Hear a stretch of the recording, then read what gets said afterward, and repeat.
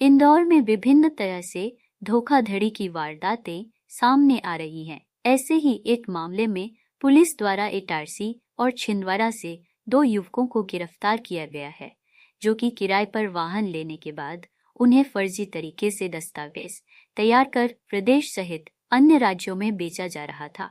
फिलहाल पुलिस ने 1,90,00,000 के वाहन जब्त किए हैं।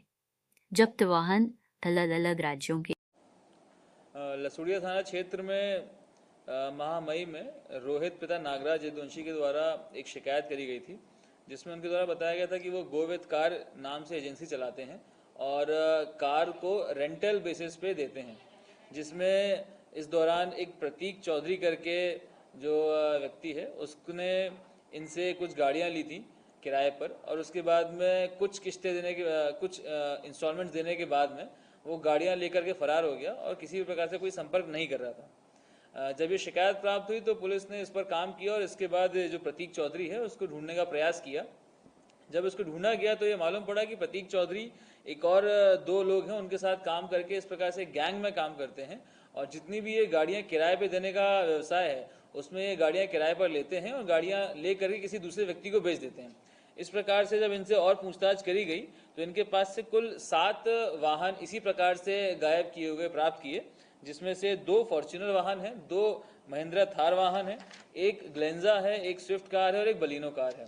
ये 7 गाड़ियों को हमने इस अपराध में जब्त किया है और इसमें 2 आरोपियों को गिरफ्तार किया गया, जिसमें से एक का नाम है प्रतीक पिता ताराचंद चौधरी जो कि इटारसी का रहने वाला है, दूसरा है जितेंद्र पिता कमल भावरकर जो कि छिंदवाड़ा का रहने वाला है।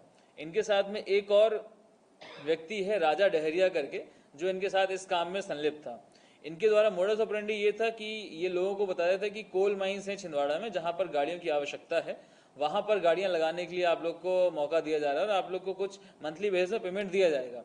ये प्रलोभन दे करके लोगों की गाड़ियां लगवाई गई और उसके बाद गाड़ियां किसी अन्य लोगों को बेच दी गई।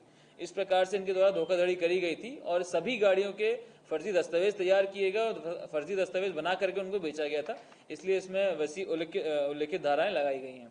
इसमें आरोपियों को गिरफ्तार किया गया, एक आरोपी फरार है जिसकी गिरफ्तारी जल्द से जल्द की जाएगी। इस पूरे कार्रवाई में थाना प्रभारी लसूड़िया और उनकी टीम का बहुत ही महत्वपूर्ण योगदान रहा है और इसमें अच्छी रिकवरी की गई है। लगभग 1,90,00,000 की रिकवरी करी गई है। ये अलग अलग जगह की गाड़ियां हैं, कुछ यूपी की हैं, कुछ मध्य प्रदेश की हैं और कुछ गाड़ियों की अभी जानकारी निकाली जा रही है।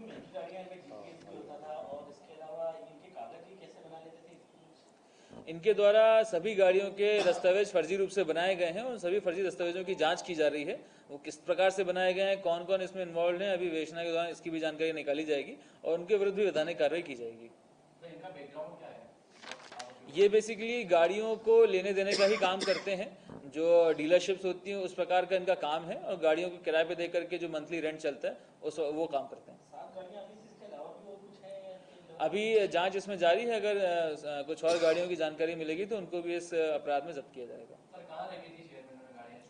ये कुछ गाड़ियां इटारसी से मिली हैं, कुछ गाड़ियां छिंदवाड़ा से मिली हैं, अलग अलग जगह पर इन लोगों ने किसी को बेच रखी थी, उनसे गाड़ियों को जब्त किया गया।